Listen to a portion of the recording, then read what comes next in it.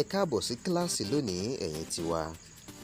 Lọ́sẹ̀ yìí a máa sọ̀rọ̀ nípa orúkọ ẹranko lédè Yorùbá, names of animals in Yoruba language. Adìyẹ, adìyẹ. Ajá, ajá. Ehoro, ehoro. Ẹlẹ́dẹ̀, ẹlẹ́dẹ̀. Aláǹgbá, aláǹgbá. Ẹṣin, ẹṣin. Olóńgbò, olóńgbò. Ọ̀bọ, ọ̀bọ. Ewúrẹ́, ewúrẹ́. Màálù, màálù.